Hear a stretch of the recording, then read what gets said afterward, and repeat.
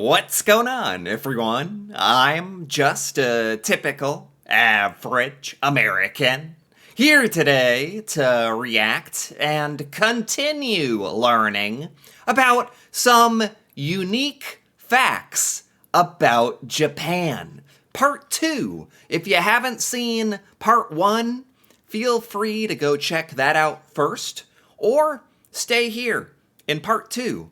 That's perfectly fine. But in Part 1, I started learning some really shocking things about what life in Japan is like. Like how you shouldn't eat while walking. In Japan, you treat business cards with great respect, and you all drive on the left side of the road, and all these amazing and weird things. So today, I'm really excited to continue this video and learn about some more interesting things about what Japan is really like. So let's take a look. In Japan, bathing is more for relaxation, and it goes beyond just the body. It cleanses the soul, too. Oh. Rooted in the belief system of Shintoism, a hot evening bath washes the stress of the day away. Shintoism? Shintoism. Is this a Japanese religion, I think? So, do all Japanese people follow this philosophy, or does everyone think that having a bath cleanses the soul, or I don't know. In America, like having a bath doesn't really have any kind of deep meaning or anything, so that's interesting though. Plus, your skin is getting the benefits of those extra ingredients you added. Okay. If you've ever been to Japan, you'll know that public bathing is very popular too. There are public bathhouses called sentos in nearly every town. Public bathing? Really? This is normal in Japan? Really? Public bathing? What exactly do you do? Is it like a hot tub, or I've heard of a hot spring. I think Japan has hot springs, or this is like a big community bath? Are you naked? What do you do there? Just relax, like have a bath? Why do you do it with other people? I don't know. Maybe this is normal in Japan. It's just a little strange for Americans like myself to think about, because we kind of have a taboo against public bathing. That would be extremely weird here. Because of their location, the Japanese can enjoy bathing in hot springs as well. Those are known as onsens. That makes more sense to me, a hot spring, because it's like a naturally occurring hot water. I understand why, like, because you have to share those, because those are just naturally occurring. There's no reason you have to bathe together. I'm not trying to disrespect bathhouses. I just don't really understand what the purpose is. In earlier times, many Japanese houses didn't have bathtubs or a heating system for the water or home. So public bathing became the solution. Now it's more of a cultural tradition. There we go. Thank you. Okay, perfect. I was so confused. That gives me a lot more clarity. This is from an old Japanese tradition when not everybody had a bath. You had public baths to share. That makes a lot more sense. So this tradition has kind of carried on to the modern times. Okay, that makes sense. It's like a cultural tradition. A sento or onsen is usually part of an inn that has pools and showers and is stocked with soap and shampoo. Okay. People can socialize and relax after a long day at work. Hey, Okay. sign me up. Okay, I mean, in America we have public pools. I guess it's not that, like, unusual. It's not so different from American public pools.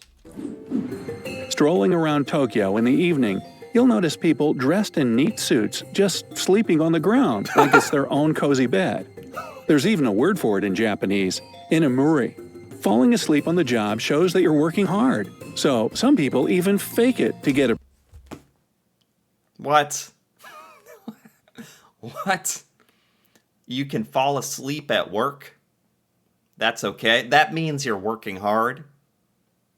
This is this is just completely the opposite of America. In America, falling asleep means you're lazy, you're not doing work, you're sleeping. It means you're not doing a good job getting enough sleep at home. It's very, like, you would get in so much trouble for falling asleep in America. And falling asleep in public is pretty taboo, too. So, I don't know. Japan just thinks about sleep differently.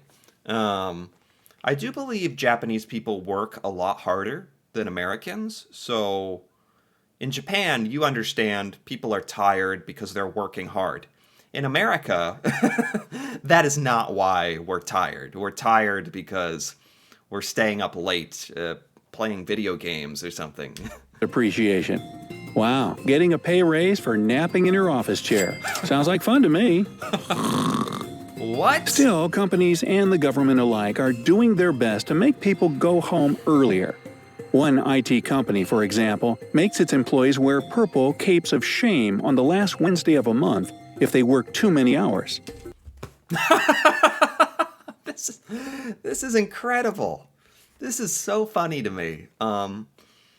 Japanese culture is just so different to America. In Japan, people work too much, and bosses have to make people go home. That's how hard you work. That's incredible. I have so much respect for that. In America, we never have this problem. People will do anything to leave work and leave work early. Americans have a very, very different relationship with our jobs. Most Americans do not like their jobs. We do not like our employers or our bosses. That's pretty normal in America. So Americans don't work that hard, and we don't respect our job as much. Whereas Japan, it looks amazing. Like, people have such a incredible work ethic and work really hard, and really respect your job. I think that's amazing. That's awesome. I wonder how hardworking these people are then. Well, they're like that for a reason, after all. All students are required to tidy up in their school during the day. Okay. The tradition is called osoji, and it includes mopping floors and cleaning bathrooms. It teaches the students to help and respect other people. Okay. And they sure take it seriously. So in Japan, when you're growing up, sounds like if you grow up in Japan, you just have a lot more discipline. You work a lot harder as a child. We don't really expect that much of our kids in America. And maybe it's a bad thing. We could probably learn from Japan some of this philosophy about how to raise kids. High social standards have a downside, though. There are currently over 500,000 people in Japan called hikikomori. These are young adults who seclude themselves at home and won't go out no matter what. What? The government links this phenomenon to the psychological and social pressure, and frankly, I couldn't agree more. What? There are people in Japan that are so traumatized from the expectations of Japanese society that they live at home and never go out. That's terrible. Maybe that's a sign that maybe Japanese expectations can be a little too extreme. Even though you do get some incredible results. Japan has incredible results. Very hardworking, respectful people. But maybe it can be taken too far? I don't know. Anyway, rigorous practice in education makes the Japanese successful in life most of the time. Yeah. The literacy is close to 100%, Wow. which is the highest in the world. Wow. And the unemployment rate is only about 4%, which is, as you may guess, pretty low compared to most countries. So it's hard to argue because Japan has such good results. A really intelligent population, very literate, very successful. It's hard to argue. Most people know that a sure sign they can cross the road is the little lit up green man, right? Yeah. Well, not in Japan. There, you should wait for a green rabbit called Miffy. This bunny is a creation of Dick Bruna, a Dutch author of children's books. How did this rabbit make it to Japan? What? This is so random. This is great. I love random stuff like this. In Japan, when you're crossing a road, there's a green rabbit? Really? The answer is simple. It looks very much like the Hello Kitty the Japanese are in love with. Okay. Ever tried those amazing head massagers that are said to reduce stress and rid you of headaches? Cool, Yeah. huh? But in Japan, you can get a lazy and much more creative alternative to this advice. It's electric and looks like a big multicolored octopus. Japan is amazing. I love these random facts about Japan. Japan is very unique. You love Hello Kitty. You have a rabbit when crossing the road. You have an octopus. You can massage your head with an octopus. Yeah. This is great. Wow, give me two. You're probably used to sitting on a chair when visiting a bar or a cafe, right? Yeah. You might ask me, what are you talking about? What else am I supposed to sit on? Well, in Japan cafes, chairs look more like low, comfortable armchairs. And if you try hard enough, you can even lie on one of them. What? In Japan, you have different chairs? The chairs are different? They're very low? I gotta see a picture of this. I don't get it. Such pieces of furniture are called izakaya, which is also the name of the informal Japanese pubs where you can find them. Huh. Pringles have been Okay. incredibly popular all over the world for decades. However, when you buy Pringles in Japan, you don't get a tube of potato chips. You get noodles. Yep, Pringles is a noodle brand, and the Japanese eat this ramen very often. Really? That's random. Pringles. Yeah, if you look up American Pringles, those are chips, like a snack. In Japan, they are noodles. What? Why? Did Japan just not enjoy the chips, maybe? Maybe Japan just prefers noodles? Usually, a coffee machine is a simple thing. Several buttons for choosing a drink to your liking and standard paper cups. In Japan, however, a coffee machine is so much more. First, there's a service that lets you order your coffee in a special app and pick it up in the most conveniently located store at a particular time. What? What? Japan is very advanced. Like, I feel like Japan has a lot of technology that we don't have in America, and I don't know why we don't have it. You can like customize your coffee from an app or a machine. That sounds amazing. Americans would love that. But on top of that, you get your drink not in a plastic or paper cup, but in a bottle that can be customized with the help of multicolored tags. What? Like a glass bottle? Really? Do Japanese people, do you drink coffee? Do you have a lot of coffee? Coffee is huge in America, but we do not drink tea. I think in Asia you do drink more tea. Really? What would be more natural for us Westerners than to visit the nearest cafe, order a coffee and a sandwich, and enjoy our lunch break sitting alone at the table? But Okay. in Japan, if you come to a cafe alone, you get a massive plush Moomin as your lunch companion. So What? What? It's funny because Japan, sometimes it feels like Japan has very silly things. Or, I mean, for Americans, this sounds very silly. In Japan, I guess this is normal. you get a big stuffed animal, a big plush to keep you company at the table. I don't know, in America, this would be kind of embarrassing. Like, if you're alone, you're alone. It's okay. Um, this makes it feel like you're desperate for some kind of companionship. I guess in Japan, it's just to to feel nice. It's just good. It's just why not? It's just a fun thing. So that you don't feel sad. I'm not sad, really. I just want to be left alone.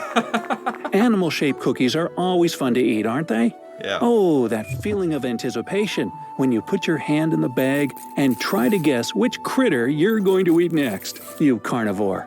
In Japan, you can play the same guessing game, but there, your catch will be Pokemon-shaped cookies. Pokemon-shaped cookies. Pokemon is very, very, very popular in America. I'm surprised we don't have Pokemon cookies. Every single time I eat sushi, rice falls off the pieces of fish as soon as I pick them up with my chopsticks. Now in Japan, though, people don't have this problem. They mix the rice with a special sauce that consists of salt, sugar, and rice vinegar. This sauce keeps the rice together and allows you to bring sushi up to your mouth in one piece. You know, I've noticed Japanese rice looks a lot more sticky. Like, how do you... In America, sometimes we get chopsticks if we purchase Chinese food or Japanese food. But it's very hard to eat our rice with chopsticks. We try for fun, but we kind of fail. I've seen Japanese people eat rice, and it's very sticky. It sticks together. It sounds like in Japan you do something extra to the rice to make it sticky. That makes a lot of sense to me, because that would make it much easier to eat with chopsticks. Sign me up. Okay, and there we go. With that, that is it. That was really cool. That was really fun. Kind of shocking. Japan has some of the coolest stuff and also some really, really strange stuff. I mean that in the best way possible. I think it's awesome to be weird, to be strange. Japan does things very different than America, and it was really fun to learn about. So anyway, if you enjoyed this as well, feel free to give this video a like or leave a comment with your thoughts on any of these things Japan does in its own way. And if you're interested in more videos like this, me reacting and learning about Japan, feel free to subscribe for more. And until then, thanks for watching, and see you next time.